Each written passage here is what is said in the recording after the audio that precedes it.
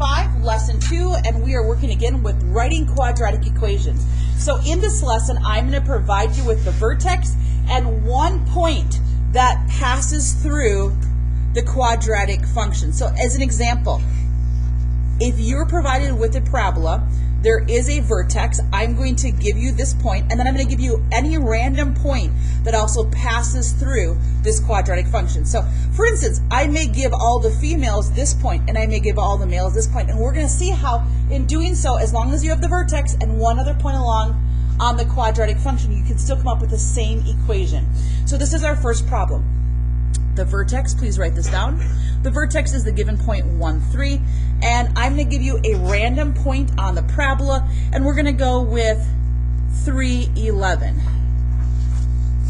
Now this is the general formula that we're going to use to write a quadratic function that is in vertex form.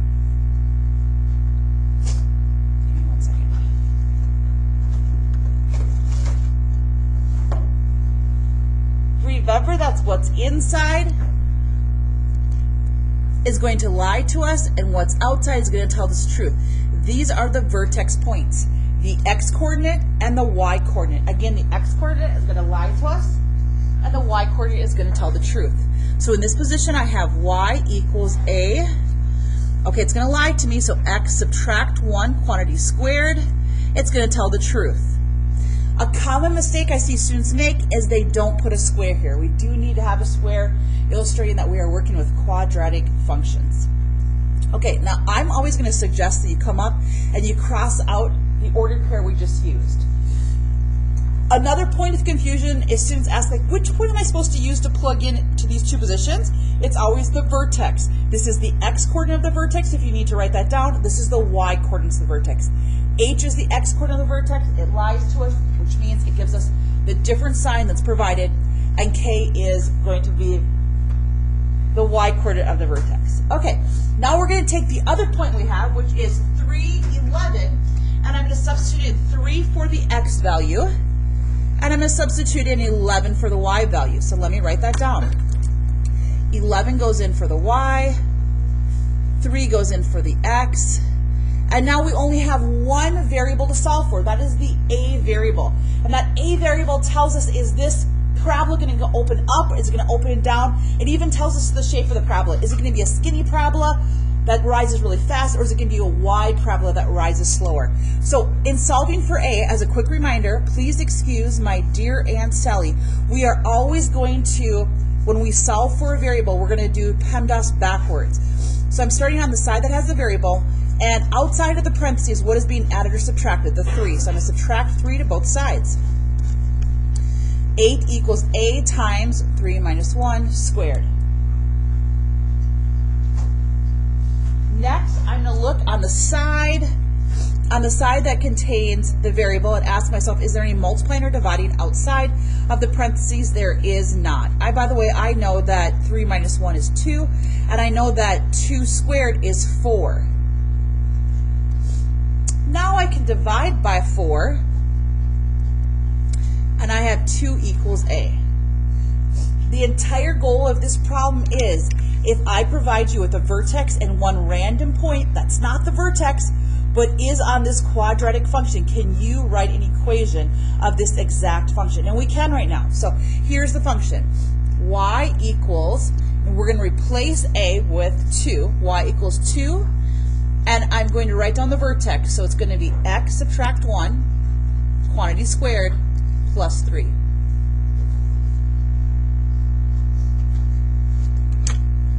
Now, as a review from yesterday, just a quick review from yesterday, I'm going to press pause,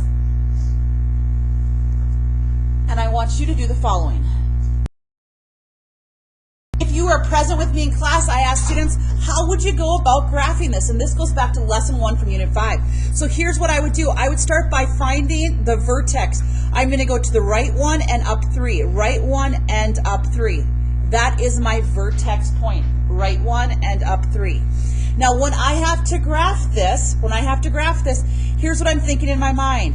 Here's my table of values. I know that I'm working with a quadratic function, and the parent function is y equals x squared. So negative 2 goes with 4, negative 1 goes with 1, 0, 0, 1, 1, and 2, 4. Remember, Ms. Garcia found that mistake I made yesterday. When the value out front, which is called the leading coefficient, is anything other than positive 1, we have to multiply those y's by, in this case, by 2. This becomes 8, 2, 0, 2, and 8. How does that help me? This is my vertex. From here, I can go to the right 1 and up 2. Right 1 and up 2. Right 2 from this new vertex here and up 8. So right 2, and I'm going to approximate up 8. Then I'm going to go back, left 1, up 2, and left 2, up 8. Left 2, and up 8. Raise your hand when you know what the x-intercept or intercepts are now that you are looking at this problem. Hands up when you know what they are. All right, share with me, Solano. What is the x-intercept? There is none. Do you guys ever see this cross the x-axis?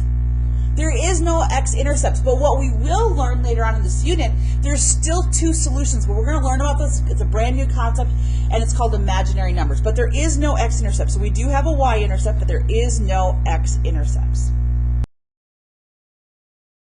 Let's get started. So if you were live in class, I provided you with a vertex, and I switched it up. I asked one gender to use this random ordered pair that's also on the quadratic function, and I asked the other gender to use the second ordered pair. So I'm going to get started here. Remember that when we're looking at this, we're using this general formula. And so I'm going to start by plugging in the vertex. Okay, now this is where it gets confusing. It lies to me. So instead of having a negative 4 down, it's going to be a positive 4 inside.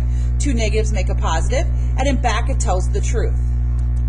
And then I take one random point that's on the parabola. In this case, let me try negative 3, negative 10. Negative 10 will be the y value. Negative 3 will be the x value that's substituted in. And now I'm simply going to solve for a. Negative 3 plus 4 is 1. I'm going to start by adding 7 to the opposite side. So I end up here with negative 3 equals a. Be careful here. This is negative 3 plus 4, which is 1. 1 squared is simply 1. And dividing by 1 is not going to change the value. So a equals negative 3. Don't stop here. Our whole goal is to write an equation, again, that contains this vertex, and it will contain these 2 random points.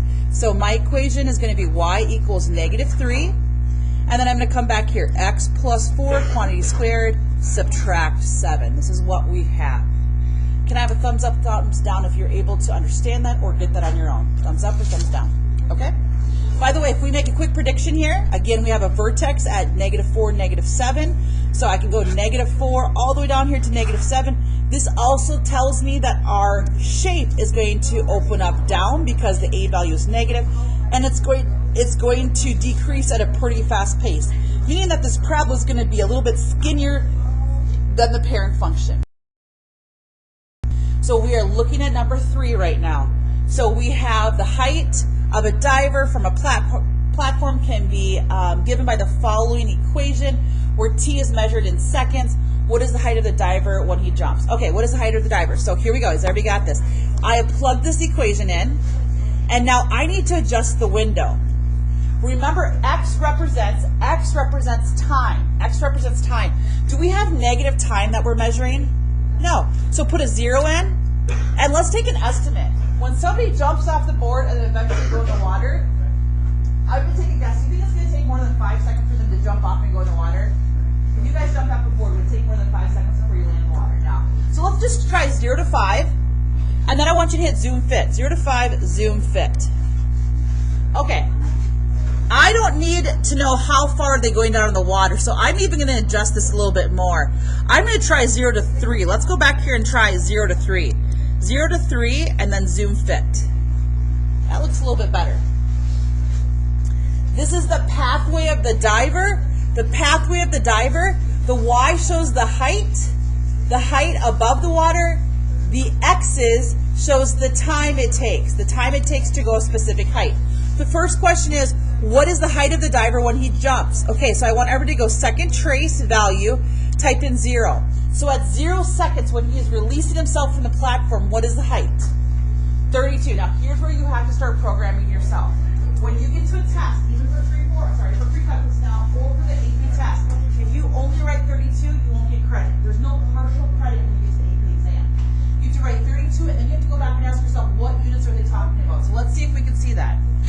tell us what units.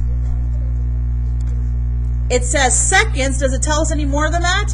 It does not. So we're going to write down 32 units. I'm going to assume it's feet, but it doesn't say that. So we're going to write units. What is the height of the diver at the maximum height? So we want to know, what is this maximum? As a reminder, you've done this before. Second trace maximum. We're going to go slightly to the left of the highest point, pressing enter. And then I'm going to use that arrow. I'm going to go slightly to the right of the highest point. I'm going to go right in between and guess what the highest point is. And we can see this is the X value. So after about a half a second, this diver has reached a maximum height of 36 units above the water. How many seconds will it take before they reach water? This is what I want to know. It looks like it's almost at 2, but let's check. So this is considered a 0 on the graph. So second trace, I would like you following along. And 0. It says go left of this intersection with the x-axis. So anywhere to the left, I'm going to press enter, and now it says right. So I'm going to go right of the intersection with the graph and the x-axis, and now I'm going to come back and guess where that exact point is. And here we have it.